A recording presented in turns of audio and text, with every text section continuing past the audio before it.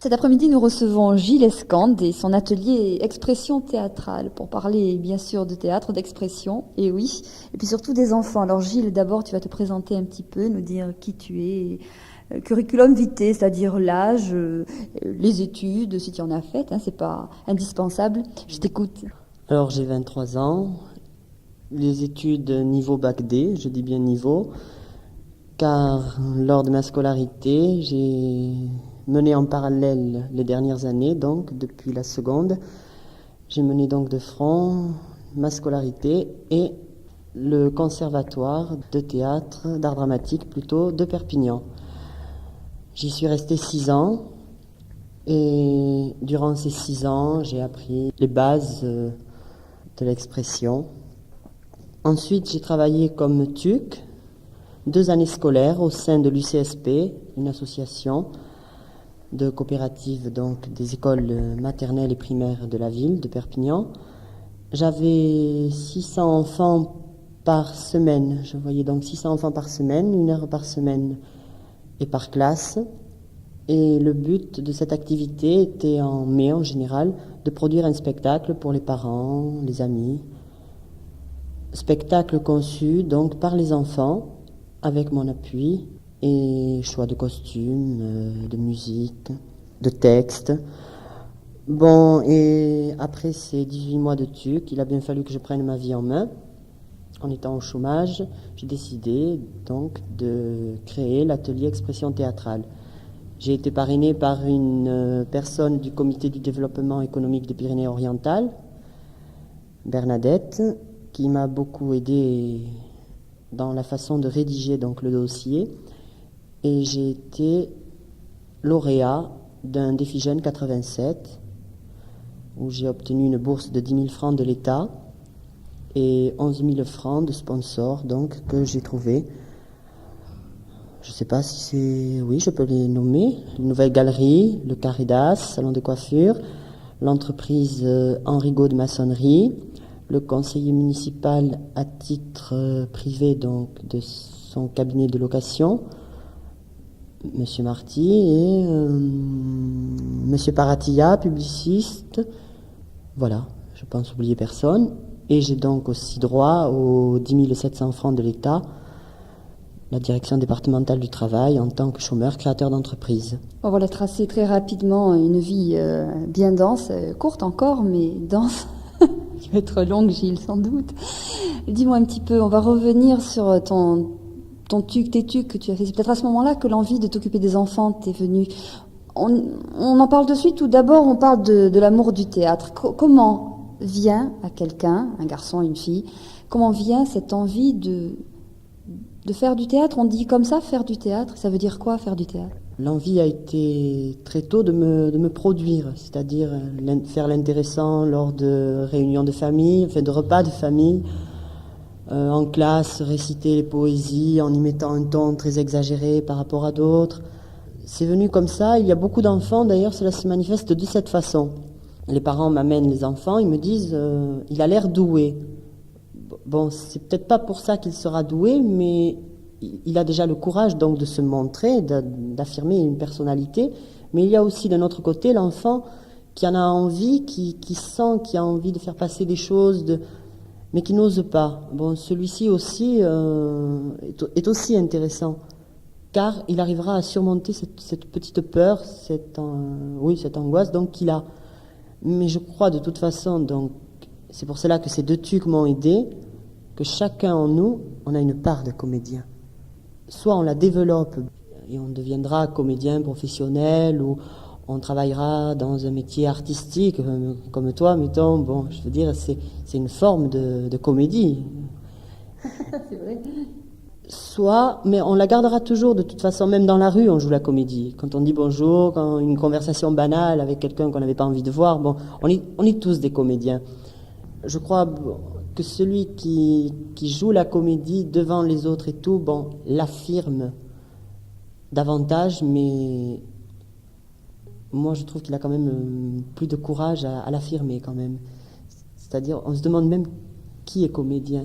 Je ne sais pas si le public n'est pas aussi ou davantage comédien que l'acteur qui est en train de jouer soit sur scène ou soit sur l'écran de télévision. Donc comédien par besoin profond ou comédien par besoin de devenir autrement et de contacter les autres aussi, c'est ce que tu apprends aux enfants? Oui, voilà, tout à fait. C'est surtout la communication. Je veux dire, par la comédie, on communique de toute façon. Déjà, face à un monologue, bon, un enfant qui arrivera et qui dira une poésie, les autres seront spectateurs. Ils écouteront, ils regarderont cet enfant-là. Bon, il y aura un échange entre plusieurs et un. Une scène, ce sera entre déjà eux deux. Je veux dire, les rapports sont vraiment multipliés de suite. La communication est multipliée. Et les enfants, après, ont un esprit très critique. Et, je veux dire, ils sont très, très vrais. Ils ne se gênent pas pour dire, tu sais, bon, j'ai bien écouté, là, ça n'allait pas. Tu aurais dû faire ça. Même les enfants, parfois, se corrigent eux-mêmes. C'est pour cela que je choisis le monde des enfants, parce qu'ils sont beaucoup plus spontanés, beaucoup plus vrais. Ils n'ont pas tellement de barrières. Ils encaissent très bien ce qu'on leur dit. Ils écoutent, ils en tiennent compte. Et aussi, ils ont un jugement très objectif, d'eux-mêmes et de l'autre. Tu as déjà répondu à la question que j'allais te poser. Pourquoi les enfants seulement et pas les adultes? De toujours, les enfants, bon, ça a été... Je crois de toute façon que je suis un grand enfant, je l'avoue de suite. Mais les enfants un jour deviennent grands. Alors, tu vas les laisser tomber? Non, voilà, là il y a une jeune de 12 ans qui m'a posé la question, mais quand je vais avoir 15 ans, est-ce que... Non, de toute façon, si d'abord elle est toujours là, parce que ça passe les enfants. Et les enfants, ça passe très vite. J'ai déjà eu 2 cas d'enfants qui sont venus, puis qui n'ont pas continué à venir. Bon, c'était sur le moment, ils ont voulu faire du théâtre, et puis après... Quand ils ont vu quand même qu'il y avait une certaine rigueur, ils ont abandonné. Et donc, pour en revenir à cet enfant-là, je lui ai dit, bien écoute, non, il y aura toujours une solution. Et puis, ceux qui auront évolué ensemble, bon, qui auront encore à apprendre, et qui veulent rester, bien sûr, au contraire. C'est vrai qu'il faut un certain suivi. Je veux dire, c'est pas cette année qu'ils vont arriver à pouvoir tout faire, à pouvoir vraiment... se mettre dans la peau de n'importe quel personnage, être vraiment très à l'aise dans leur corps, dans leur façon de s'exprimer. C'est pas en une année scolaire. Tu viens de parler des gosses qui viennent et qui ne reviennent pas. C'est-à-dire que les parents ne doivent pas hésiter à amener des enfants qui ont comme ça une envie fugace et qui ne l'amènent pas à terme. On voit quelquefois les parents s'offusquer de voir leurs enfants commencer des tas d'activités, de ne pas les poursuivre.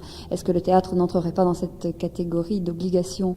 Oui, le théâtre, c'est surtout bon, dans la forme dans laquelle je l'enseigne, j'estime que pour qu'il y ait un suivi, il faut s'y tenir.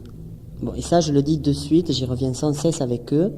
C'est pas du jour au lendemain qu'ils arriveront, c'est tout ce que j'ai dit tout à l'heure, on n'y arrive pas comme ça.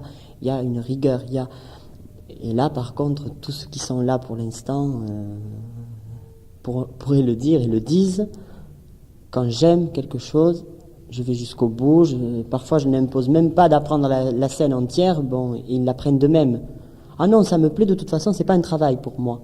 Il y a ce côté aussi. Bon, 2 sur 20, oui, sur 22 à peu près, ils étaient. C'est quand même, bon, ça fait du 1%.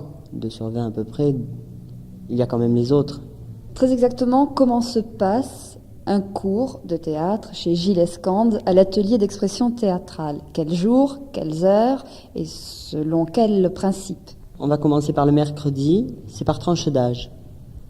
Les maternelles, c'est-à-dire les 4-6 ans, viennent donc le mercredi matin de 10h à midi. Bon, c'est bien connu, les petits sont plus réceptifs le matin.